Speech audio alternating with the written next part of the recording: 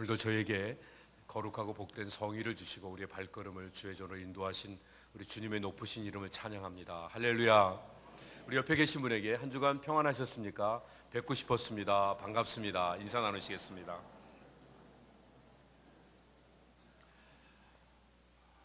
이제 신년 들어서 누가복음 강해를 다시 시작하면서 오늘 이제 9장에 있는 말씀을 살펴보게 됩니다.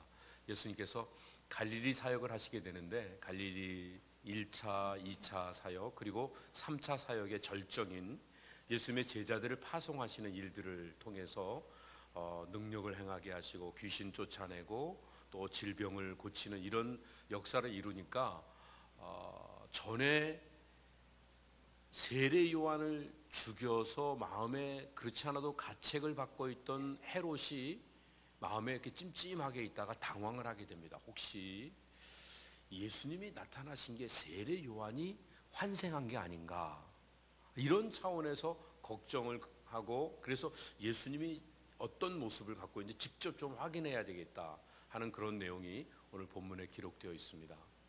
오늘 똑같은 현상인데요, 그 현상을 바라보는 사람의 마음과 의식의 수준에 따라서 느끼는 결과가 달라지는 것들을 보게 됩니다.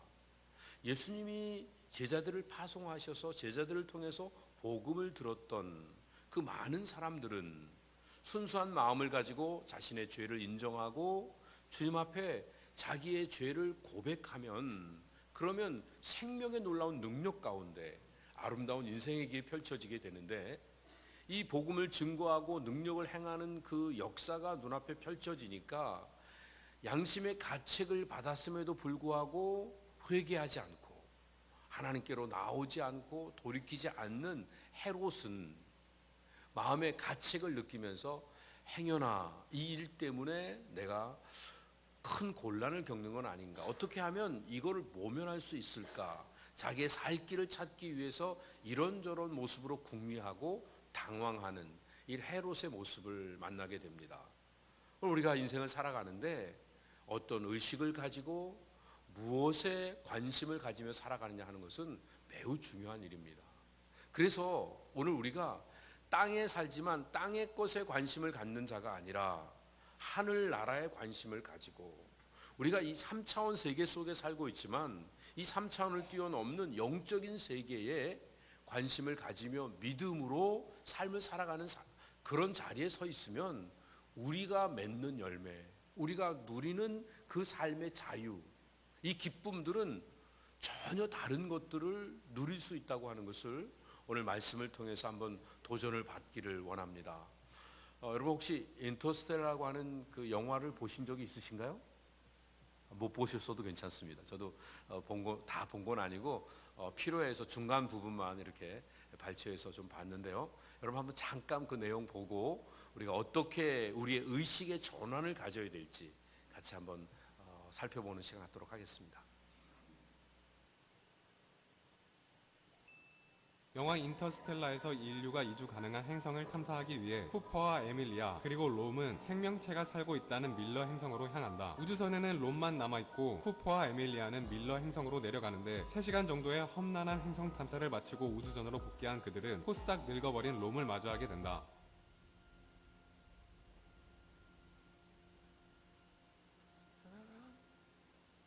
I've waited years. How many years?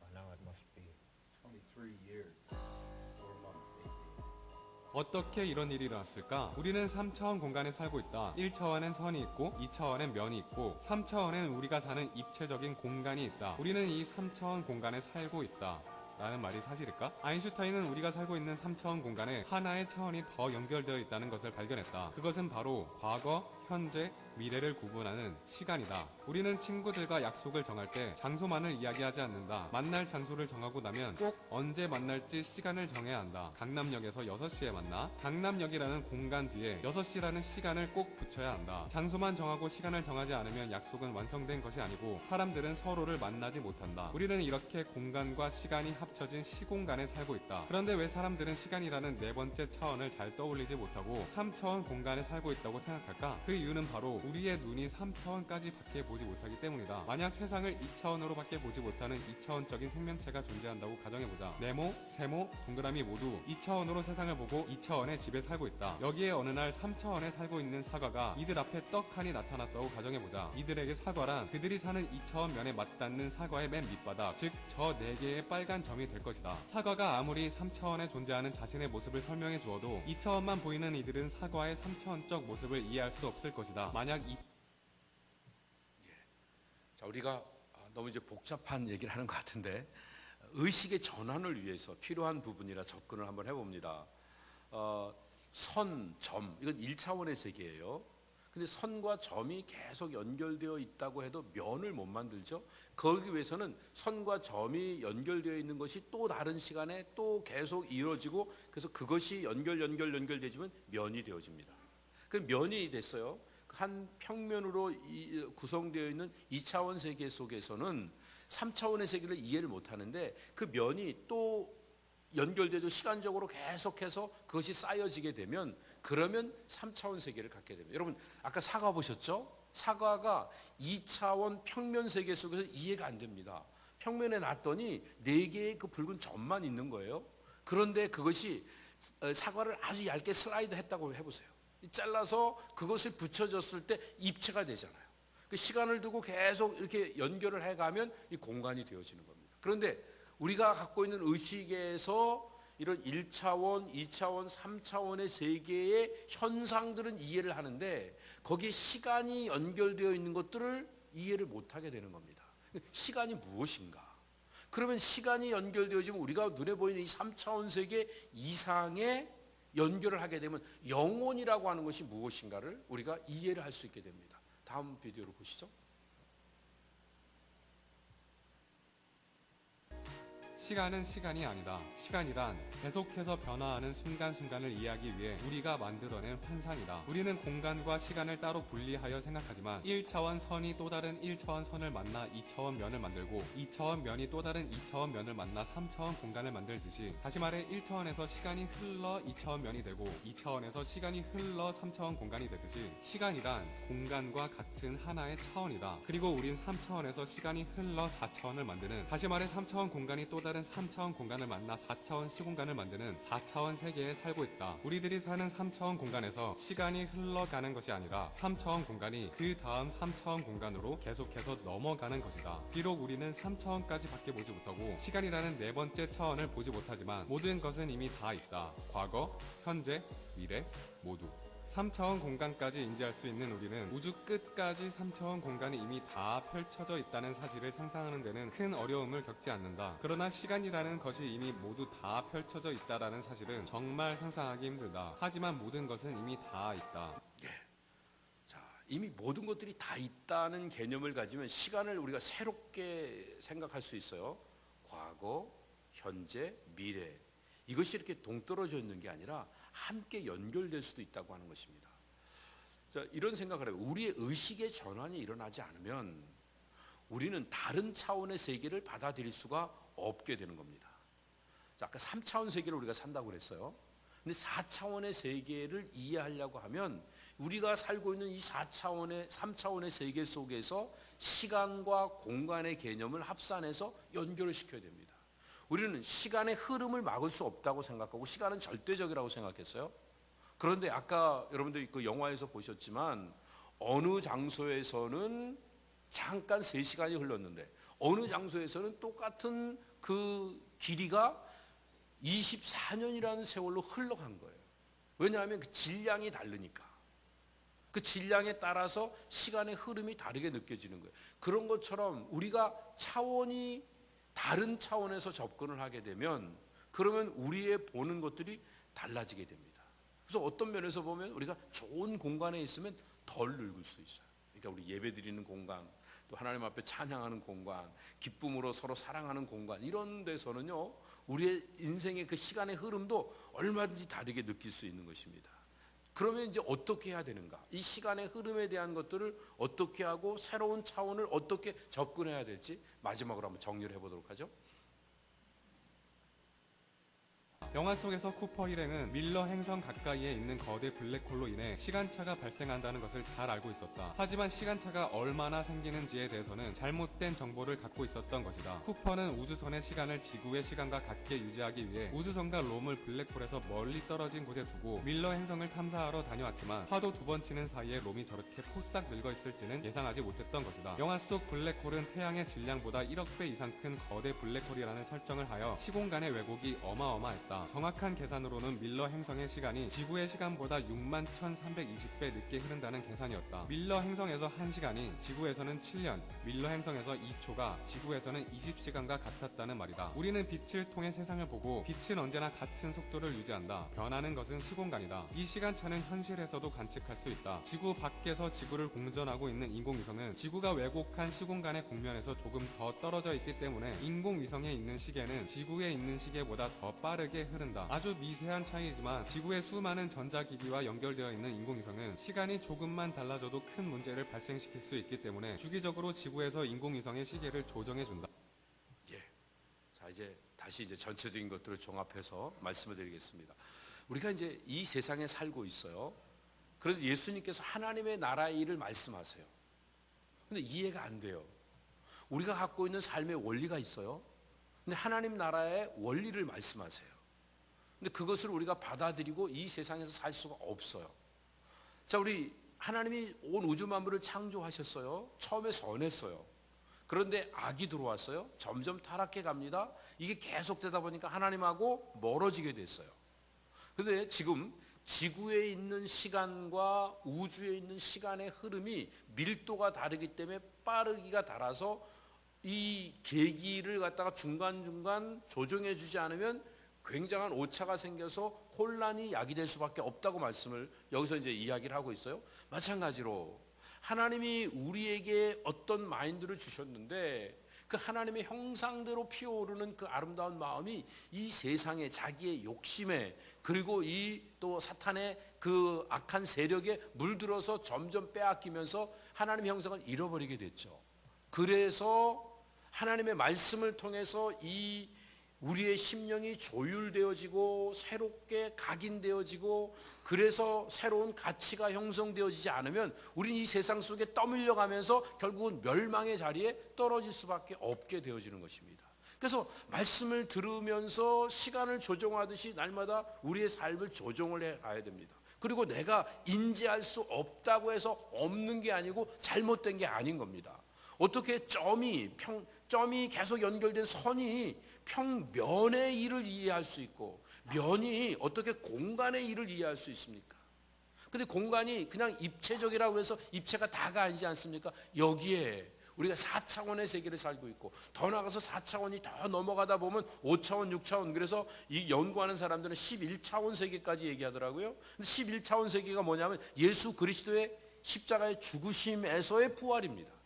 죽었는데 살아나는 역사가 어떻게 있는가. 그래서 11이라고 하는 것은 숫자의 개념이 아니라 모든 차원이 최고로 넘어가서 그 다음에 새로운 세계가 열리는 그 영적인 세계. 이걸 11차원이라고 이렇게 연결했습니다. 그게 뭐 숫자적으로 맞느냐 이런 건 우리가 이해하기 어렵겠지만 그러나 다른 차원에서 이게 무슨 이단이 얘기하는 그 아이온의 개념도 있고 그렇기 때문에 위험한 사상이긴 하지만 그럼에도 불구하고 우리가 알아야 되는 것은 우리가 인지할 수 있는 3차원 세계에서 우리가 경험한 이성의 한계 속에 여기에 머물면서 신앙생활 하려고 하는 사람은 언제나 실패하고 맙니다. 자기 생각 속에 머물게 됩니다. 그런데 이 생각의 반대가 뭐냐면 믿음입니다. 믿음의 제일 반대는 내가 생각해내는 겁니다.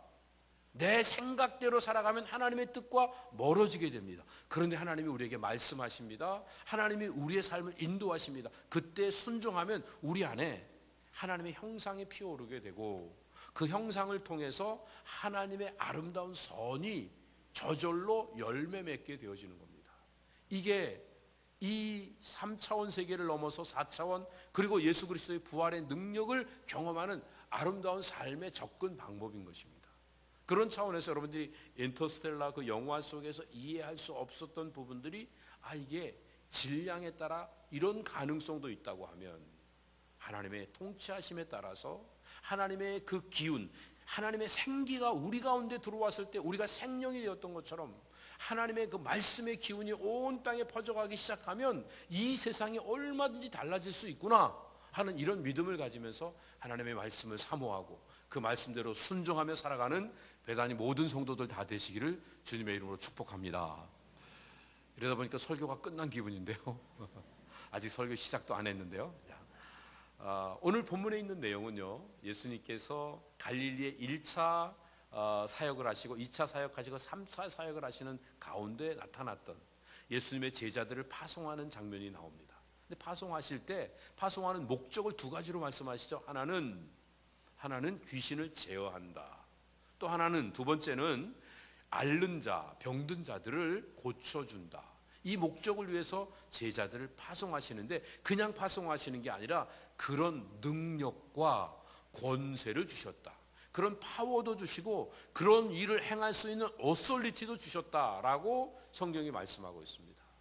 그래서 예수님의 제자들은 이제는 더 이상 자기 개인의 자격으로 세상을 나가는 게 아니라 예수님의 대리자로서 세상을 향해서 나아가는 이런 삶을 살았던 겁니다. 그런데 중요한 것은, 그러니까 나가서 움직일 때마다 역사가 일어나는 겁니다. 복음을 듣는 사람들 가운데 병든 자가 고쳐지고 귀신이 떠나가고 능력이 나타나는 이런 현상들이 곳곳에 나타나니까 소문에 소문이 퍼져서 결국은 헤롯 왕궁에 있는 그 헤롯에게까지 그 소식이 들리게 되고, 헤롯은 그렇지 않아도 마음에 찜찜해서 양심의 가책을 누리고 있다가 그 말씀이 들어오니까 자기를 프로텍트하기 위해서 어떻게 자기가 피해받지 않기 위해서 막 삶을 펼쳐나가다가, 그러면 내가 눈으로 확인해야 되겠다. 정말 세례 요한이 죽었다가 살아난 자가 예수인지 그 예수가 어떤 모습인지를 내가 확인해야 되겠다. 이렇게 당황해하고 불안해하는 이런 헤롯의 모습을 우리가 만나게 됩니다. 오늘 본문의 내용 간단하게 셋으로 나눌 수 있죠. 하나는 예수님 파송하시는 장면, 두 번째는 예수님이 파송하시면서 어떤 매뉴얼로 해야 될지 어떤 그 규칙들을 주시는 장면, 그리고 세 번째 제자들이 능력을 행하는 것을 듣고 그것 때문에 두려워하고 있는 이 헤롯의 당황하는 장면, 이것이 오늘 본문에 펼쳐져 있습니다. 자, 오늘 보면 1절에 있는 내용을 한번 보세요. 예수님께서 12 제자들을 불러 모으셨다. 그냥 다른 제자들이 말하고 있어서 불렀다 하는 그 차원이 아니라 불러 모았다라고 하는 슝칼레사메노스라고 하는 이 단어는요, 아직 특정한 대상이 정해져 있지 않은 상태에서 예수님이 지금 부르고 계신 것을 말하고 있습니다. 그런데 그 당시 예수님을 따르는 사람들의 숫자는 어마어마하게 많았습니다. 근데 그 중에서 12만 예수님께서 파송을 하십니다. 왜 그럴까요? 여기에는 예수님의 의도가, 어떤 의도가 있냐면, 이스라엘 백성이 어떻게 지금 형성되어 있습니까? 야곱의 12 아들들을 통해서 12지파가, 12족장들이 연결되어서 그래서 이스라엘 백성들을 구성했던 것처럼 이제 새로운 하나님 나라, 영적인 이스라엘을 이 땅에 세우시기 위해서 이제 12명의 제자를 불러 모으시고 그들을 파송하시는, 그래서 하나님의 그 나라를 새롭게 건설하시는 이 차원에서 제자들을 보내고 계신 겁니다. 그런데 이 주님께서 하신 일들은 어떤 일을 하셨는가? 여기 있는 말씀 보니까 모든 귀신을 제어했다. 이 제어했다는 얘기는 위로부터 내려오는 권세로 힘을 갖고 있는 것을 말하는데, 이거는 예수님만 가지고 있는 권세를 말합니다. 능력도, 병을 고치는 능력도 권세도 예수님만 갖고 계신 겁니다. 그런데 예수님만 갖고 계시는 귀신 쫓아내고 질병을 또 고쳐내는 이 능력이 예수님의 대리자로 보내심을 받는 제자들에게도 동일하게 주어진다는 것을 여기서 연결하고 있습니다. 그 목적이 뭐라고요? 두 가지를 말했죠. 하나는 하나님의 나라를 전파하는 것, 또 하나는 앓는 자를 고치는 것. 그런데 전파하는 것과 고치는 것은 무엇과 연결되어 있냐면 그 뒤에 있는 내어 보내시며, 내어 보낸다는 얘기는 한 번 가는 게 아니라 계속적인 파송을 이야기하고 있습니다. 제자들만의 파송이 아니라 제자 이후에 예수님의 부르심을 받고 하나님의 부르심을 받고 제자들을 통해서 예수님을 믿게 된 모든 사람들에게까지 연결되어지는 이런 자들에게 두 가지 똑같은 명령이 주어진다고 하는 것입니다. 무슨 명령입니까? 하나님 나라를 전파하는 것과 또 이 땅에 병든 자를 고치며 하나님의 능력을 행하는 이 일들을 위해서 주님이 계속 사람을 불러 모으시고 파송하시고 하시는 겁니다. 그래서 5장에서 6장에서 예수님이 제자들을 불러 모으신 사건과 또 9장에서 예수님이 제자들을 파송하시고 10장에서 70인들을 파송하시는 이 사건은 함께 연결되어서 오늘 우리에게까지, 그래서 주의 말씀을 듣고 믿음으로 받아들이면서 그리고 나아가서 복음을 전하는 자들에게까지 연결된 사건으로 우리가 바라볼 수 있게 됩니다. 그런데 중요한 것은요, 여기서 전도자로 파송을 하시면서 예수님이 엄하게 명령하신 그 매뉴얼은 첫 번째가 아무것도 가지지 말라는 것입니다. 지팡이까지도 가지지 말라고 그랬습니다. 근데 이제 여기서는 누가복음에서는 지팡이 가지지 말라고 했지만 마가복음에서는 지팡이 외에는 가지지 말라 말씀하십니다. 근데 누가복음에서도 또 가져도 되는 거는 그래도 허락된 게 있어요. 뭐가 있을까요? 2벌 옷 가지지 말라고 그랬으니까 얼마만치는 괜찮은 거예요? 한 벌은 괜찮은 거죠. 그렇죠? 그러니까 한 벌 옷은 괜찮은 거예요. 그러니까 아주 기본적인 최소한. 근데 왜 지팡이는 허락되었는가? 마가가 생각할 때 이 지팡이의 개념은 자기 호신용으로, 특별히 이 촌을 다니고 광야를 다닐 때에는 짐승들이 달려들 수 있으니까 그 보호 막대를 가지고 다니는 것들을 예수님이 허락하셨다, 이렇게 접근을 했던 것입니다. 근데 중요한 것은 이것들을 가지지 말라고 말씀하신 이유는요, 자기 스스로가 자기의 필요한 것들을 채우는 그런 자리에 있는 사람이 아니라 하나님의 부르심을 받았고 예수님의 보내심을 받았기 때문에 예수님으로부터 신적, 왕적 지원을 받는 자리에 있다는 것을 놓쳐서는 안 되는 것입니다. 여러분, 군대 가실 때, 여러분 혹시 군대 간다고 집에서 엄마가 쌀 이렇게 한 가마 싸주고 그 다음에 뭐 김치 이렇게 한 항아리 이렇게 해서 구루마에다가 끓여갖고 같이 군대 가신 분 계세요? 군대도 안 갔다 온 사람이 얘기하니까 좀 그렇겠지만, 여러분들 저도 이게 군대는 갔어요. 근데 갔는데 갔다가 집에 다시 돌아와서 그렇지. 근데 실제로 갈 때 그냥 아무것도 안 갖고 갔거든요. 뭐 용돈 조금 갖고 갔는데 그것도 다 나중에 다 맡겨야 됐고 그랬는데 아무것도 안 갖고 가도 걱정할 게 없습니다. 왜? 나라가 불렀으니까 누가 책임져요? 나라에서 지원해 주는 거죠. 그러니까 이 개념을 예수님이 파송하시니까 예수님이 책임지신다는 것들을 체험하도록 하게 하기 위해서 아무것도 가지고 가지 말라.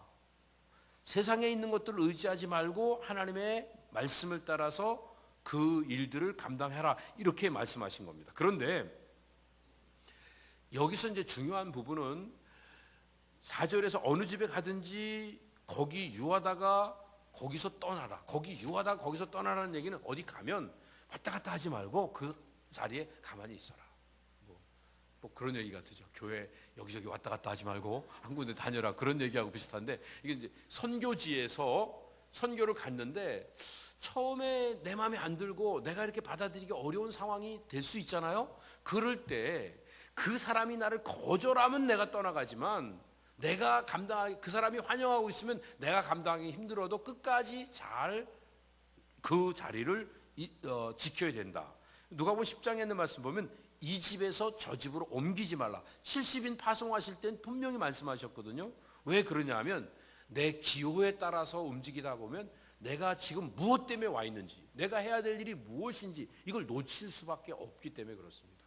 그래서 정말 우리 좀 마음에 안 드는 일들이 있더라도 뭐 구역이나 전도회나 또 뭐 여러 가지 그 모임 속에서 그때의 그거를 이겨내면 생각할 수 없었던 신비한 은혜가 우리에게 넘치는 것을 우리가 경험하게 될 것입니다. 그러나 단 영접하지 않을 때, 누군가가 나를 영접하지 않고 거절하고 그리고 나를 쫓아낼 때, 그때는 나오면서 발에서 먼지를 털어내라. 이게 무슨 개념이냐 하면, 유대인들은요 이방에 여행을 하고 돌아올 때는요 자기 고향으로 돌아오면서 발에 있는 먼지를 털어버리고 들어옵니다. 왜냐하면 이방 문화, 이방 신, 이방의 어떤 습관들을 내가 몸에 지니고 와서 사람들한테 전파할까봐 두려워하는 마음을 가지면서 그것들을 잘 정돈했던 것입니다. 이런 차원에서 이제 신발을 털어버리는데, 그런데 뭐라고 표현하냐면 먼지를 털어버리면서 저에게 증거를 삼어라. 사람들 보는 앞에서 털어버리라는 얘기란 말이에요. 그 얘기는 지금 저 사람이 나를 거절하고 있지만 다시 저 사람이 나를 받아들일 수 있는 찬스를 다시 한번 주라고 하는 차원입니다. 그리고 이 일로 인하여 영향을 받지, 누가 나를 거절한다고 그것 때문에 눌려서 내가 하던 일 못하고 그러지 말라는 얘기입니다. 복음을 전해야 되는데 누가 나를 갖다 오해한다, 그럼 복음 전하는 일을 그만두면 편안해지냐? 그게 아닌 겁니다. 전도자로 보냄을 받은 그 자리에서는 환영을 하지 않아도 그 자리를 떨고 나오면서 우리가 해야 될 일을 끝까지 계속하고, 누군가가 우리를 영접해 주면 불편해도 끝까지 그 일을 감당하면서 이제 우리가 해야 되는 목표가 무엇인지를 열심히 잘 감당해라, 이런 그 의미에서 이 말씀을 주신 겁니다. 그랬더니 6절에 있는 말씀 보니까 제자들이 나가 각 촌에 두루 행하여 처처에 복음을 전하며 병을 고치더라. 이 촌에 두루 다녔다. 근데 이 처처라고 하는, 이 판타쿠라고 하는 단어는 발길 닿는 대로, 바람 불면 부는 대로, 물결 치면 치는 대로 이렇게 저렇게 흘러가는 것 같은데 어느 곳이든지 그 대상을 제한하지 않고 그 장소를 우리가 늘 그 열어놓은 상태에서 움직이는 이 모습을 말합니다. 그런데 예수님께서는요, 복음을 전하셨던 곳을 가만히 생각해 보면 시골보다는 도시 쪽, 사람들이 모여있는 쪽에서 복음을 전하셨던 그 일들이 훨씬 더 많았습니다. 그런데 제자들은요, 각 촌을 두루 다니며 처처에 복음을 증거하는 일들을 했다. 그러니까 효과적으로 복음을 증거하려고 하는 것보다 주어진 사명을 믿음으로 감당하려고 하는 것이 훨씬 더 중요한 이 초대교회 선교의 방향이었던 걸 보게 됩니다. 효과적인 일들을 하려고 하다가 내가 판 우물에, 내가 판 웅덩이에 내가 스스로 갇히게 되는 안타까운 그런 일들이 생기게 되는 겁니다. 그래서 스스로 꾀를 내지 말고 하나님의 인도하심 속에서 믿음으로 주님의 인도하심에 순종하는 삶을 살아야 되는 것을 이렇게 말씀하신 겁니다. 그런데 이렇게 다니니까 능력이 나타나요. 병이 고쳐지고 귀신이 떠나가고 이런 역사가 일어나는 겁니다. 그런데 그 소식이 퍼지고 퍼져서 결국은 헤롯에게까지 들린 겁니다. 그랬더니 헤롯이 마음에 두려움을 갖고 있던 차에 내가 죽였던 요한이 혹시 살아온 거 아닌가, 이런 마음을 가지고 추측을 하면서 당황해하고 불안해하는 이런 모습을 말합니다. 8절 보니까 사람들이 뭐라고 소문을 내냐면 엘리야가 살아왔다, 아니면 옛날 선지자가 살아왔다, 이렇게 얘기합니다. 이렇게 얘기할 수 있는 근거는 말라기서에 있는 말씀 보면 예수님이 이 땅에 오시기 전에, 그리스도가 오시기 전에 반드시 다시 누가 오는데 하나님이 보내시는 엘리야가 와서 또 아비의 마음을 자녀에게로, 자녀의 마음을 아비에게로 돌이키게 해서 가정의 하나됨, 민족의 하나됨을 이루게 될 것이라고 하는 이런 예언이 주어져 있기 때문에 아마도 이 세례 요한은 그런 차원에서 다시 살아나지 않을까. 그런데 그 다시 살아난 그 모습이 예수님으로 살아날 수도 있고, 혹은 옛날에 죽었던 엘리야가 살아나거나 에레미야나 이사야가 살아날 수도 있다, 이런 생각들을 하게 되었던 것입니다. 그래서 헤롯이 두려움을 가지고 이렇게 표현합니다. 9절이요. 헤롯이 가로되 요한은 내가 목을 베었거늘 이제 이런 일이 들리니 이 사람이 누군고 하며 저를 보고자 하더라. 스스로 이 내가 목을 베었다고 할 때 내가는 에고를 말합니다. 에고가 강조되어 있어요. 그러니까 내가 죽인 거예요. 자책하는 마음이 다시 올라오고 있는 거예요.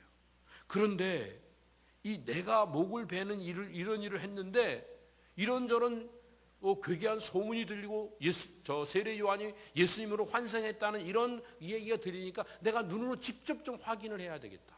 그래야만 내 마음이 편하겠다. 그러고 있는 그 내용이 오늘 본문에 기록되어 있습니다. 그럼 세상의 리더십은요, 두 가지 종류입니다. 하나는 권위적 리더십이 있습니다. 권위주의적인 리더십을 갖고 있는 사람은 자기가 한 말을 따라오지 않으면 모두가 다 숙청의 대상이 됩니다. 다 거기서 제거되어지게 됩니다. 자기를 따르지 않는 자들은 하나씩 다 제거하게 되죠. 근데 여기에 반해서 또 반권위주의적 리더십을 갖는 사람들이 있습니다.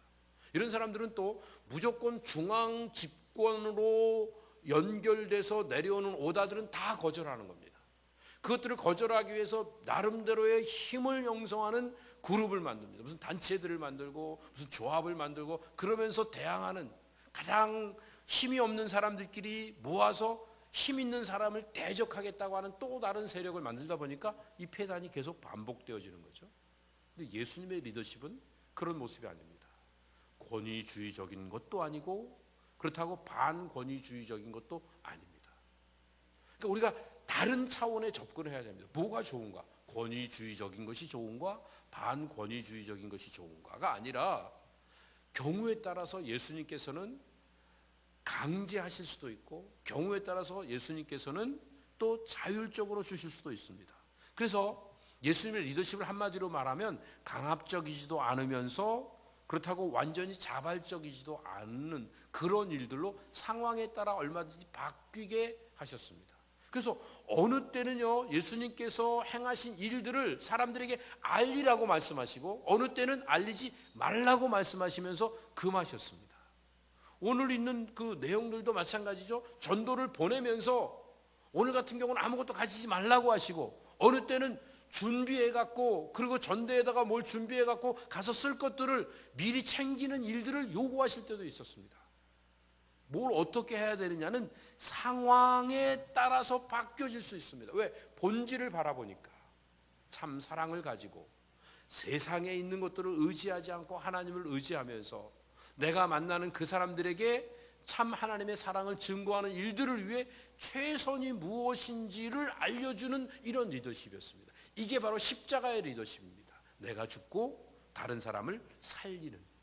때로는 내가 부자라고, 때로는 내가 또 이렇게 먹기를 탐하는 자라고, 때로는 내가 게으른 자라고 손가락질을 받는다 할지라도 그 자리에서도 누군가를 살릴 수 있는 그 일들을 위해서 오해받고 손가락질 받는 일을 두려워하지 않는 이 리더십이 바로 예수님의 리더십이었던 것을 보게 됩니다.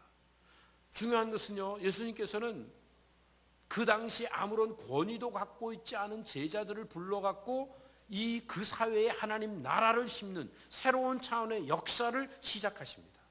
오늘도 마찬가지예요. 교회로 누구를 부르셨습니까? 세상적으로 잘난 자, 가진 자, 멋진 자들을 부르신 게 아니라 미천한 자, 부족한 사람들을 불러서 하나님을 의지하게 만드시고 그리고 이 세상을 변화시키는 도구로 우리를 사용하시기를 위해서 능력을 주시고 권세를 주시며 세상에 파송을 하십니다.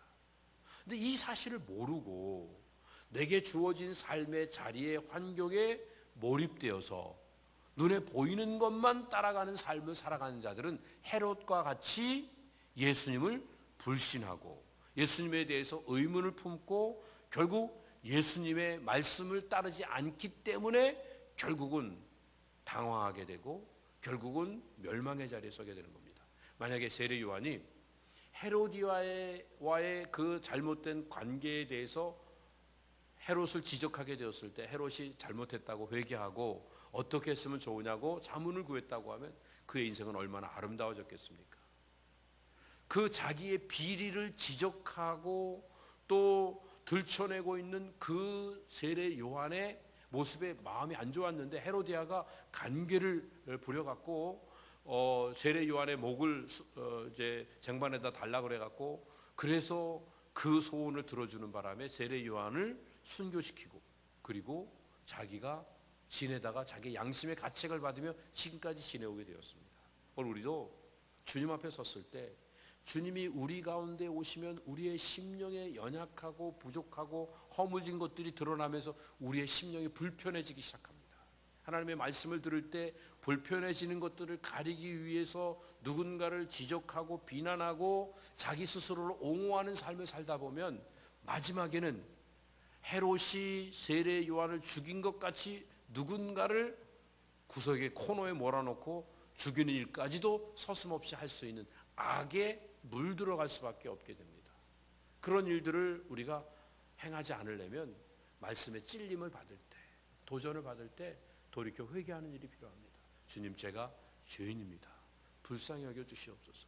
그리고 돌이켜 회개하면 당황하게 되는 순간이 우리에게 오지 않을 것입니다. 예수님을 믿는다고 하면서 그냥 호기심으로 적절하게 따라가면, 진짜 믿음을 갖지 않으면 어느 순간에는 헤롯처럼 불신하게 되고, 저 사람이 맞나 아닌가 하면서 자기 확인을 위해서 예수님을 이용해 먹는 안타까운 자리에 떨어지게 되는 것입니다. 참 믿음을 갖기 위해서 내가 누구인가를 보고, 그리고 하나님 안에서 내가 새로운 삶을 살아야 되기 때문에 주님의 십자가를 바라보는 이런 일들이 우리에게 필요한 것입니다. 그런데 이 복음 사역자들을 예수님께서 세상에 파송하시면서 아무것도 가지지 말라고 말씀하셨던 그 이유는 이 세상에 있는 것들을 의지하는 자가 아니라 하나님 나라를 바라보고 하나님을 의지하는 삶을 살라고 요청하고 계신데, 여전히 땅의 관점에서 본다고 하면 안 가지고 가면서도 나름대로 챙기고, 안 가지고 가는 가운데서도 누군가하고 비교하고, 그러면서 하나님 나라가 내 안에 이루어지는 것을 막고 있는 안타까운 자리에서 맴돌 수가 있습니다. 왜 이런 일이 일어납니까? 의식의 전환이 이루어지지 않았기 때문에. 여전히 2차원 세계를 살아가고 있으면, 평면 속에 있으면 사과가 우리 앞에 놓여 있어도 그 사과의 그 모습을 인정하지 않고 사과가 찍어놓은 4개의 붉은 점만 바라보면 이게 사과라고 우기고 있는 삶을 살 수밖에 없게 됩니다. 그러나 이것이 시간이 자꾸 흘러서 슬라이스 해갖고 이게 다 같이 모여졌을 때 사과라고 하는 형체가 우리에게 나타날 수 있듯이, 이 3차원 공간 속에서뿐이 살 수 없는 우리가 이제는 4차원, 5차원, 그 11차원, 차원까지 이 영적인 깊은 세계 속에서 하나님이 인도하시는 것을 바라보기 위해서 이 시간을 드리고 믿음을 드리고 주의 말씀을 따라 자기를 변화시키고 날마다 말씀으로 자기를 어저스트해 나가는 삶을 살다가 보면 우리 안에 아름답게 하나님의 형상이 피어오르게 됩니다. 우리 이성을 앞세워서 이거는 할 수 없어, 안 돼, 그러고 말면 안 되는 자리에 머무르게 되는데요, 이성이 아니라 하나님의 말씀을 따라서 믿음으로 순종하는 자리에 나아가면 내가 희생되어지고 내가 없어지는 것 같고 내가 낮아지는 것 같은데, 그 일을 통해서 우리 안에 하나님의 형상이 아름답게 피어오르니까 그 하나님의 형상을 따라 지음받은 우리는 사랑을 아름답게 행하고 진실된 사랑을 행할 수 있으니까 누군가 앞에서 희생을 해도 기쁨으로 행할 수 있게 됩니다. 사람들이 알아주지 않아도 내가 좀 손해를 보는 게 오히려 더 기쁨이 되어지는 겁니다. 이 차원이 바뀌지 않으면, 아니 내가 왜 손해를 봐? 굳이 내가 이렇게 살아갈 이유가 없지. 다른 사람들은 다 편안하게 있는데 왜 나만 이렇게 부엌에서 일을 해야 되고, 나만 왜 이렇게 자동차 봉사를 해야 되고, 나만 왜 해야 돼? 교회가 어렵다고 하는데, 우리 나라가 어렵다고 하는데 나하고 그게 무슨 상관이야? 지금 나 하나 편안하면 되지. 이렇게 가는데, 그러나 하나님의 형상이 피어오르게 되면 누군가의 어려움이 느껴지고, 특별히 공동체 안에서의 어려움이 느껴지면서 내가 희생해서 다른 사람이 편안하게 살 수 있다고 하면, 아무도 알아주지 않아도 그 일들이 기쁨으로 나도 모르게 이렇게 솟구쳐서 열심히 앞장서 행할 수 있게 되는 겁니다. 이게 바로 예수님의 십자가인 것입니다. 그래서 그 생명이 아름답게 피어오르는 것을 언제 느끼냐면 희생의 길을 걸어갈 때 느끼게 됩니다. 여러분, 중요한 원리가 있습니다. 생명의 존엄성은요, 희생을 통해서 나타나게 됩니다. 정말 좋은 건요, 가만히 있어도 좋습니다. 이 표현이 좀 이상한데, 좋은 사람은요 아무것도 안 해도 선한 영향을 줍니다. 진짜 좋은 사람, 생명 얼마나 아름답고 귀합니까? 그냥 생명이 있으면 그 생명이 영향을 줍니다. 복음 자체가 드러나지는 그 순간에 얼마나 많은 심령들이 예수님 안에서 구원을 받고 천국의 소망을 가지며 삶을 살아갈 수 있습니까? 하나님의 은혜가 닿으면 모든 것들이 눈녹듯 사라지면서 두려움이 없어지고 평강이 우리 가운데 가득 채워지게 되는 겁니다. 좋은 건 그냥 아무것도 안 해도 그 좋은 것 자체로 얼마든지 나타날 수 있습니다. 하나님의 형상이 우리 가운데 주어지게 되면 누가 요구하지 않아도 희생은 저절로 나오게 되고, 그래서 주님이 걸어가신 십자가의 길을 걸어가게 됩니다. 예수님의 십자가는 하나님의 사랑의 절정입니다. 그래서요, 누구든지 예수님의 십자가를 만난 사람은 아무런 불편 없이 십자가의 길을 걸어갈 수 있습니다. 누가 알아주지 않아도 상관이 없습니다. 오늘날 교회가 필요로 하는 사람은 예수님의 십자가를 가슴으로 만난 사람입니다. 그런 사람은요, 자기 있는 자리에서 자기를 희생해서 남을 살리는 일을 기쁨으로 감당할 수 있습니다. 예수님이 하늘과 땅의 모든 권세를 가지시고 우리에게 명령하십니다. 내가 하늘과 땅의 모든 권세를 너에게 주노니 너희는 가서 모든 족속으로 제자 삼고 아버지와 아들과 성령의 이름으로 세례 주고 내가 분부한 모든 것들을 가르쳐 지키게 하라. 우리는 가야 합니다. 비지팅. 그리고 예수님에게로 그 사람들을 초청해야 됩니다. 인바이팅. 그리고 그 사람들이 열매를 맺을 수 있도록 삶의 자리를 만들어줘야 됩니다. 그게 포지셔닝. 그럴 때 우리는 비지팅, 인바이팅, 포지셔닝, BIP가 이루어되어 있는 BIP 성도가 되어질 수 있습니다. 차원이 다른 의식이 바뀌어져 있는 성도의 삶을 살기 위해서 오늘 우리는 십자가 밑으로 나아가 내 자신을 깨트리는 일이 필요합니다. 내가 지금까지 살아왔던 어리석은 모습들을 내려놓는 일들이 필요합니다. 내 경험과 내 이성의 판단과 그리고 주변의 상황에 끌려다니는 신앙이 아니라 하나님의 말씀 속에 믿음으로 순종해서 내 안에 하나님의 형상을 피워내는 이런 아름다운 삶을 살게 되면 우리 주변에는 저절로 선한 열매가 풍성히 맺어지는 귀한 역사가 나타나게 될 줄로 믿습니다. 여러분, 2019년도가 새롭게 시작되었습니다.